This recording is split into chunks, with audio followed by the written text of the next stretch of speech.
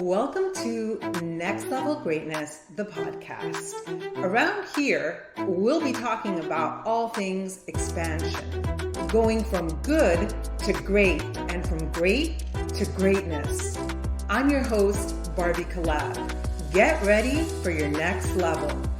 Let's do this.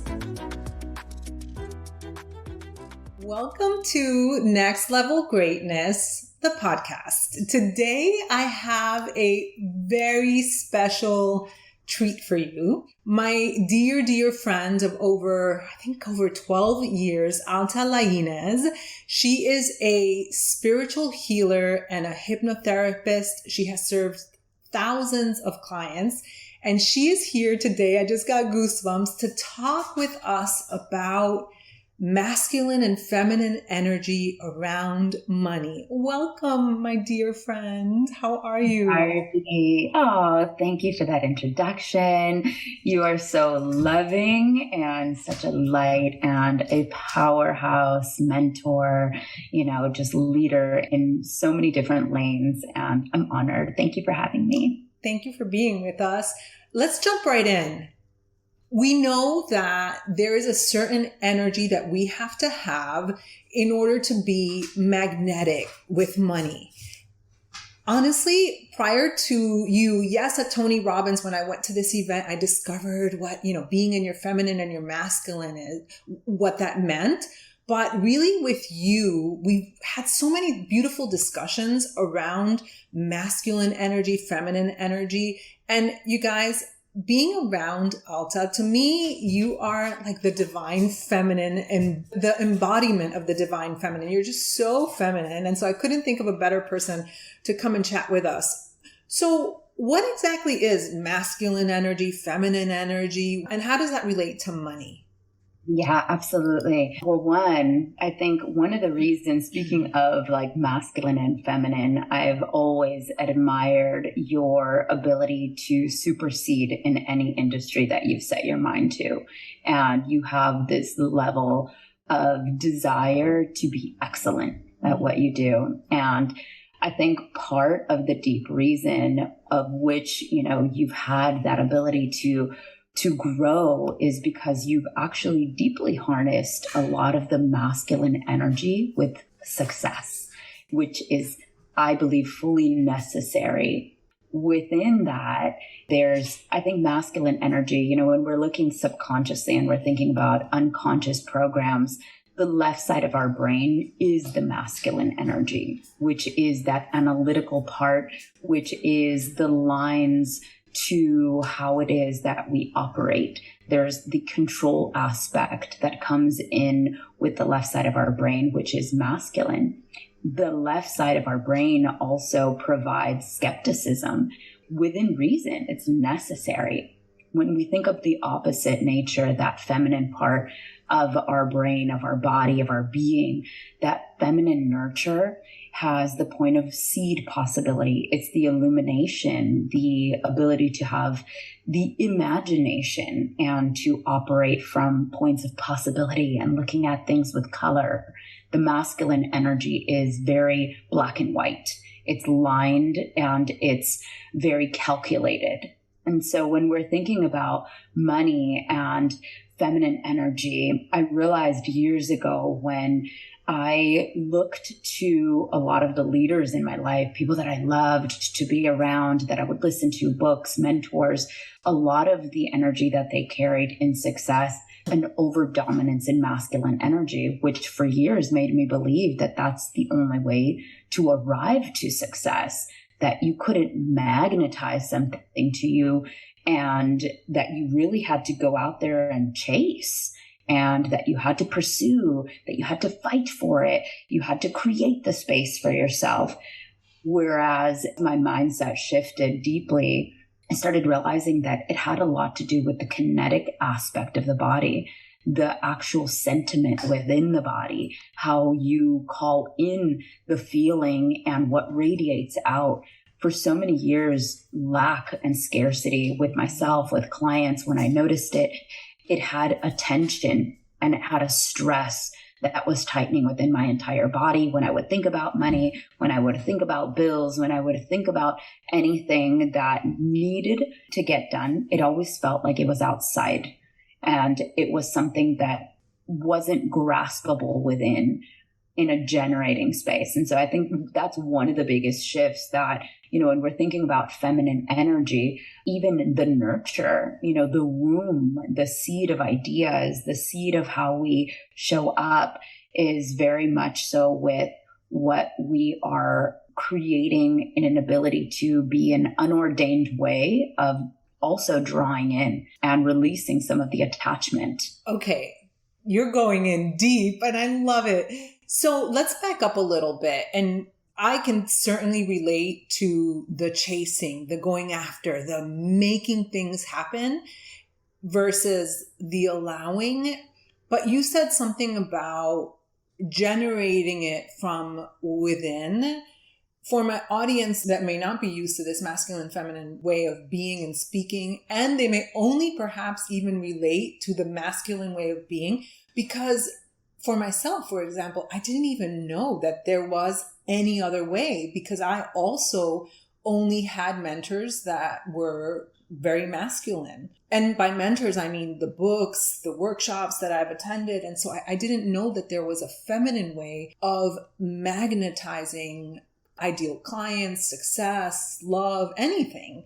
So what does it mean to generate from within? When I've looked at like the past 14 years, like sitting with clients, and, me and you were talking a little bit earlier about one of my clients who came yesterday, who we were talking about money. Initially, the stress response that came at even just the thought of money and the lack thereof triggered a whole collision of root patterns and beliefs and experiences.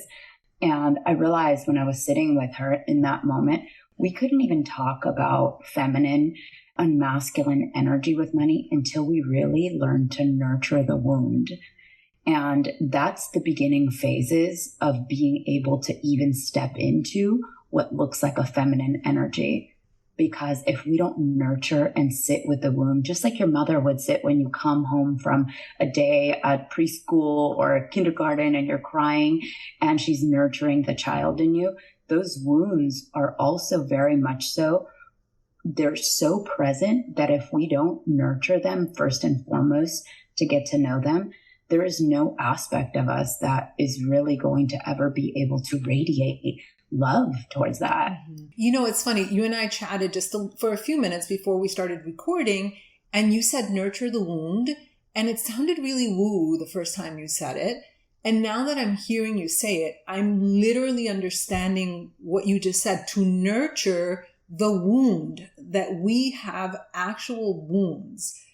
It doesn't sound woo-woo to me anymore. It sounds very practical, like you said, with a mother and a child. So what, in real life aspects, what does that mean to nurture the wounds around money? And what does that look like for someone? Yeah, absolutely. Even just taking that same client yesterday, she was talking about her photography business, and she was reflecting on how she came from a different country as a refugee at the age of 9. And from there on out, it was so difficult for her mother to get a grasping in this country, for her father to actually be able to provide for her and the kids. And when she looked at her business current day, it still operated from that wound that her mother carried of her entire childhood, feeling not safe in this country, feeling a sense of fear, noticing that she couldn't provide for her daughter, and she felt overly dependent on a man, which then made her then instill that into her children. And we happened to have a conversation about money, but it was all interrelated into love. It was interrelated into her health. All over. And it's always interrelated. When I taught my course, the Become a High Money Magnet, it was a course around money. But when we started going into our wounds and our limiting beliefs, everyone discovered how it really was tied to everything, self-worth and the way you love yourself, the way you feel about yourself, the things that are limiting us. So it's not ever just around money. Why is that? I mean, if you think about it, it's our livelihood. It's attached to our survival mechanisms. It's attached to and ingrained to our programming. And it really is like the people who have guided us and or lack thereof guided us. Mm-hmm. And so when I'm talking about nurturing our wound, it really is like listening to that voice. What is that voice saying? And even just writing down everything that the voice is saying about money, or noticing when we're talking about our spiritual gifts, really like tuning in to, are we clairsentient? Are we clairaudient? Are the things that are coming into our auditory experience, are they making us feel a specific type of way? And really like, or are we clairvoyant in certain aspects? So sometimes when we say money, people might get a tension in their body. When we say money, sometimes people they can see an image that comes into their mind about the scarcity of the numbers in their bank account, or the image of them not having food growing up, on their table, or the image of their mother or father struggling. And so when we start distinguishing how it is that we recollect and how it is that we are associating into our narrative of money and how that's provided an inter experience with self and with the people around us, then that wound also has a lot of tension, gratitude. So how do we begin to heal that? Through awareness, and then what does that work look like? For someone that's like, okay, I'm ready to heal my money wounds or my wounds around money. I think it goes into, if I were to write it down into like bullet points, awareness. And then we need identification. We need to like sit down and identify what exactly is being said.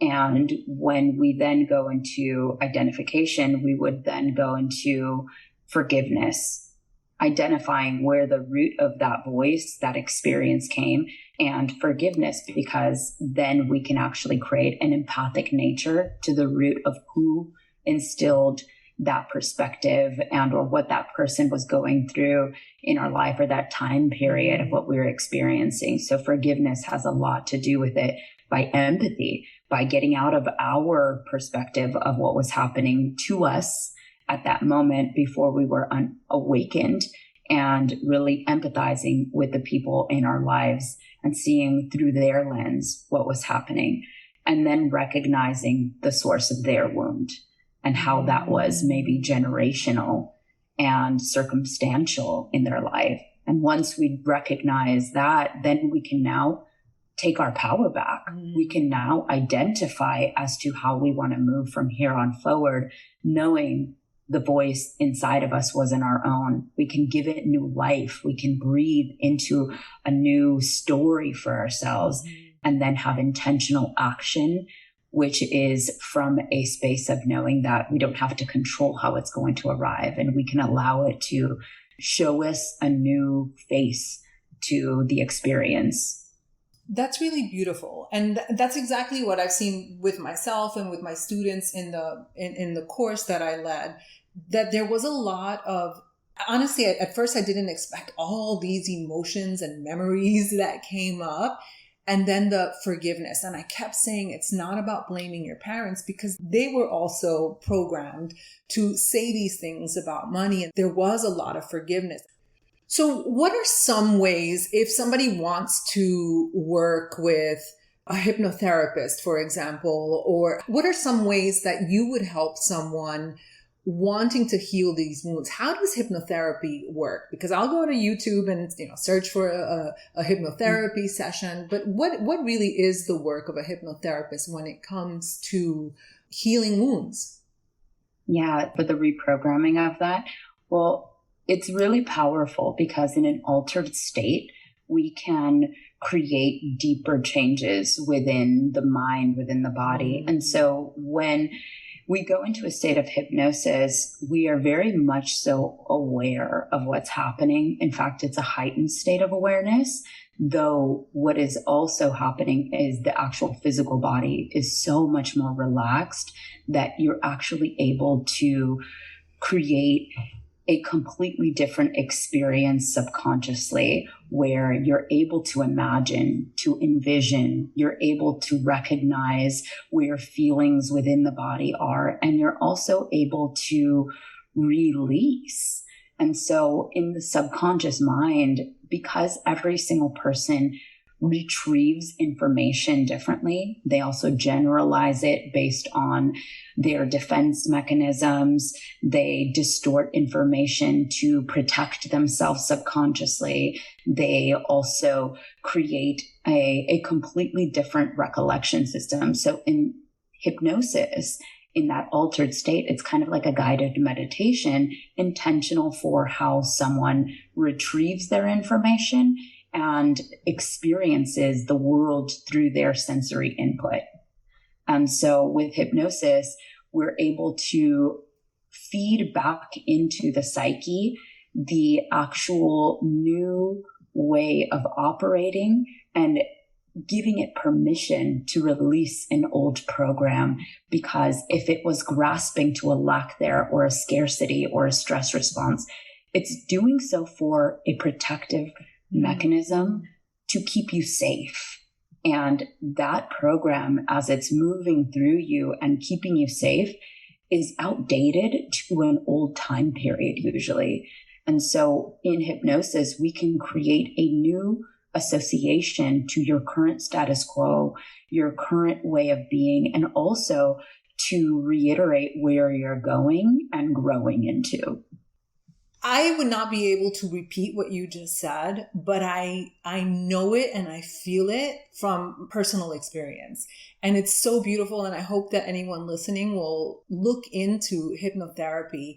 I think, is there still a stigma around hypnotherapy, or just fear that your mind is going to be controlled? Do you find that, Alta, or not really? Yeah, it's actually really comical, and I love playing with it because people are scared and they're like, "Oh my God, you're going to control my mind." I'm like, absolutely. That's so funny. No, yeah, there is a stigma. I think beyond even hypnotherapy, people are scared of knowing themselves. Yes, I see that. It's a deep fear, because when people are scared of knowing themselves, they can only meet themselves at the level of how deep they're willing to go. And so the thought of somebody else helping to guide them into an altered state where they don't even know what they have in the closet, or they don't even know what they've put under the rug, it feels taboo. And so throughout the years, I've really created a safe space for people to, one, have cognitive conversations so that we can actually unpackage and untangle a lot of what is happening, so that then when you go into an altered state, already that you have a safe space to be able to do so. And so there is absolutely a taboo. People think that you're going to control their mind, that you can place suggestions in them that naturally otherwise would go against their inherent values. What would you say to someone that is afraid of the skeletons in their closet and yet wants to dig in because they feel like they're not moving forward in their life?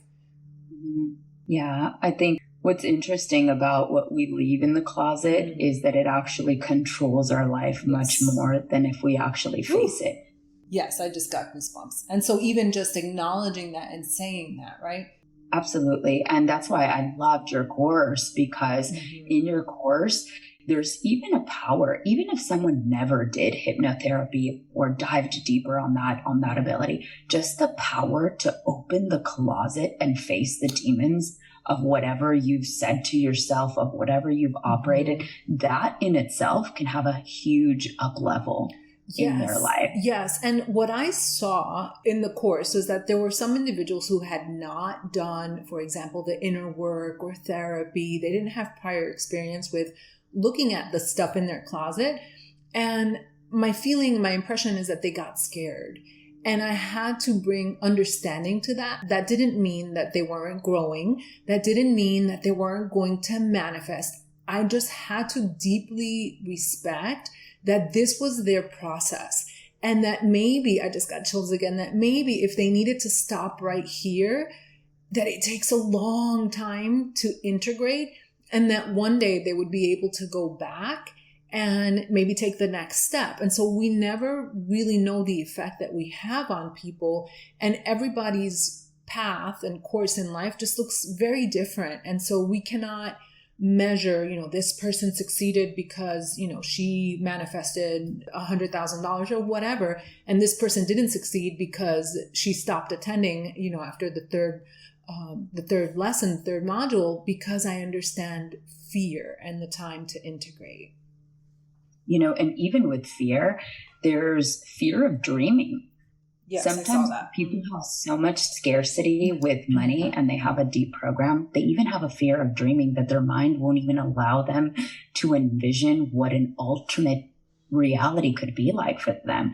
So with them not noticing the more instant results, oftentimes it has an attachment to a lack thereof even being able to say the words, to envision an alternate reality.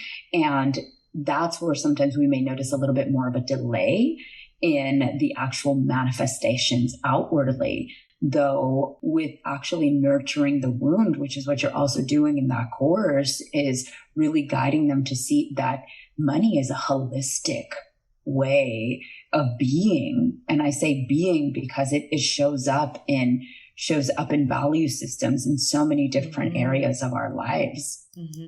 Absolutely. The other day I ran a workshop where one of the women said, your workshop was more geared towards money, and I'm looking more for information on self-worth. So she saw value in the workshop, but she wanted something more geared towards knowing herself and her own worth. And I was trying to say that money is tied to all of that. It's like, this is the world that we exist in, where there is an exchange of money, values, just everything. And so it's all interrelated. We can't separate it. Okay, I would love to switch gears a little bit, because we've talked a lot about masculine energy. We've talked about healing the wound and how we do that, how we look at our wounds. And now I'd love to talk a little bit more about feminine energy. What does feminine energy look like? To me, you embody it. I wish they could see you. But just your being, I love being around, I really love being around you in person and whenever we connect. But yeah, what does feminine energy look like, and how can we harness that in our own lives? And I'm assuming I have some male listeners. So yeah, feminine energy. I was thinking about this earlier this morning. I went up to have a clarifying hike. And as I was hiking, I was thinking about how mothers and fathers operate with their children. And with parents, they innately know that no matter what, you're going to grow. And just that, period. Just by you evolving in age, just by you growing up, you're going to grow. Maybe not in the right direction, right? Without the right leadership, but you're going to grow. And I think when harnessing feminine energy, the feminine energy knows that she can radiate in, and that no matter where her starting point is, she can grow and exude a completely different level of nurture towards her life, her business, her job, her experience, her relationships, her body, and that it's a fostering of an expectation that it will happen. And I think that with masculine energy, it's the opposite. There is more so a control aspect and feeling that there's a forcefulness to it, that it has, if I don't push you to grow in the right direction, you're not going to go, versus the feminine nurture knows that it's a seed of thought, a seed of intention, and it's the seed of the womb. And so when we allow that to nurture itself, we also give it space. And we don't have to helicopter it. We don't have to manhandle it, control it in any which way. It's so different. Oh my God. So you're saying that, and I just had the realization yesterday. I said to myself, I was thinking about my network marketing business with Beachbody. I said to myself, it was the first time I've ever had this thought. I said, wow, it can be easy. Why? Because before that thought came, I was wondering if I wasn't being a good enough leader because I'm not on top of people, breathing over them to make sure that they're doing what they're supposed to do, masculine energy, forcing them, having a million Zoom calls. So to make sure and pushing people along. And now I'm in a different place where here I am in my feminine energy. I'm here to guide. And I trust that the men and women who join are going to take the action that they want to and desire to take, and that they know that I am there for them. And so then the thought came, wow, building can be easy. I spent over a decade in such masculine energy, and it literally exhausted me. And so when I was promoting the last iteration of the course, I was in my feminine, but then I got into my masculine, and that caused issues in my relationship. My husband's like, you need to do, remember? I was like, oh, I texted Alta and I was like, Alta, I think I'm growing a pair of balls because I'm so used to pushing and promoting and the results and being results oriented. And so when I noticed that I was being that way, I was like, okay, it's time to back off. It's time to like go for a walk. It's time to unplug. And then my husband had a talk with me and he was like, babe, do whatever you need to do when you're done before you come back downstairs, because you're being like a dude and that's hard for us. And so this is a very new approach that I have to my manifestation business, where if I don't feel like posting for 4 days, it's okay, because we've talked about this, right? My magnetic field doesn't disappear. This is feminine energy. I trust that people will come to me. I trust that this business will grow. I trust that the right kind of people are going to find me. And yet I need a little masculine energy because I need to show up. I need to get things done. But it's been such a wonderful discovery and process, and of me embracing this process of being masculine and feminine. And I have to say, Alta, you are such a huge part of my life, like more than a decade. You know, you and I have connected and we've been deep friends, but I really see you as a dear, dear friend, and also as a guide to help me navigate this like masculine, feminine energy thing that is happening in my world. And life is so much better being in both worlds, not just having a pair of balls. Absolutely. There was like so many nuggets in what you just said, you know, and if we were to like dissect, thank you. I receive all your love in such a deep way. And you're just, honestly, your evolution in the last decade is insane, and it is in your aura, and it's in the soft gentleness in your smile. You can see it in your eyes.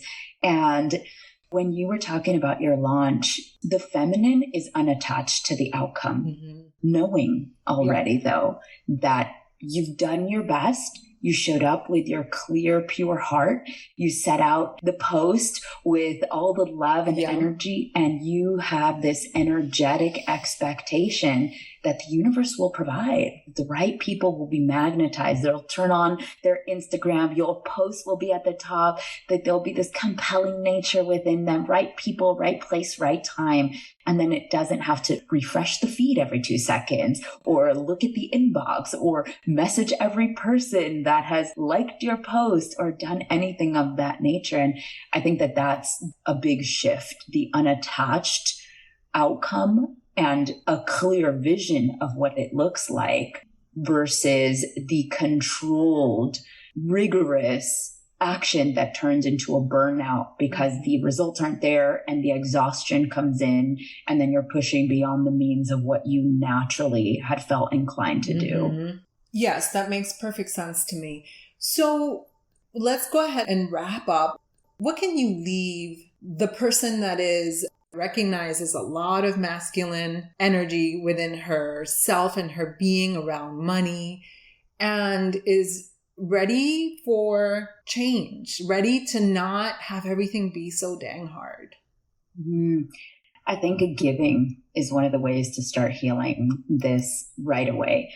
And an exercise that I love to do to break the monotony. If someone is operating in a fear, doubt, scarcity, they usually have an energy either when they're paying their bills or they're exchanging money, doing so in a state of tension, and or when they're thinking about their business in a state of tension. And the immediate way to shift that into the ability to give outward is to share what you may even feel you don't have to give. And whether that be in loving words, whether that be in finances. And so if you take even $20, $100, and you put it in singles, which money nowadays, right? We're all such a digital energy, which goes back to perceiving money as energy. You know, when we are exchanging on different platforms and cards, and now we have our wallet, you know, we have Venmos, we have PayPals, we never even almost see the actual tangibility of the paper of it. And so to take it back to a visual standpoint and to tie in the kinesthetics, the feeling of it, and to really hear that inner voice, that auditory experience, I would even invite someone to grab 20 little envelopes and take that $20 and put a couple dollars in each of the envelopes and write a couple affirmations that you need to hear for yourself. Money will come right back to me. Everything I give out comes multiplied. The more I give, the more I receive. It feels so abundant to have this overflow, even if it's only $1, even if it's only 10, 100. And give it out to random people and not expect a thank you, not expect a return, and just release it with just sending that little energetic beam, knowing that if it puts a smile on their face, great. If it doesn't make an impact, powerful, because you had that experience. And if you do that enough, you start to recondition the mind to think in a different way. Just like if you're on the spin bike at the gym and you're going forward, switch the direction, go backwards, and see what can happen if you start switching the flow of what you perceive as giving and receiving. Because just as much as we like to receive, if we don't train the giving, we're not going to be able to value and honor the receiving as much, nor believe that it's going to come back as quickly. And so by you sending out these energetic boomerangs into the universe and giving people this little envelope and giving them this little infection of love, this injection of abundance, even on a minute scale, that deep-seated relief knowing you've done something good also positions you to now start to believe, I did put a little bit of good karma out. I'm open to receiving that as well. And I believe I deserve that too. And so that belief of also positive expectation starts to shift how we operate. I love this little exercise. I got happy just thinking about it when you were talking about it. And you also bring up something, and that is that we don't have to do a whole life overhaul. There are tiny little things that we do that can hugely impact our life. Okay, we have been on for longer than usual, but I really feel like we could speak for hours. You're just such a fountain and wealth of information and heart. I love all our conversations. I'm just happy and thankful that my listeners got to experience you. So if you guys check the show notes below, you're going to see how to find Alta on her website. She has some amazing meditations and hypnotherapy sessions, which I do. I love them. And you can also work with Alta one-on-one. And Alta, thank you so much. I loved every second. Barbie, thank you. Thank you for seeing me, for being you, for radiating love, and for the intentional posts you create to infuse your day-to-day lessons and to encapsulate them out, because you are impacting so many people. And it's a pleasure as well, equally, to be in your experience. Thank you. I love you. Goodbye. We'll see you guys next week. Thank you. Did you love that episode or what? Make sure to leave me a review and let's connect over on Facebook in Your Empowered Life community. I'll see you next time.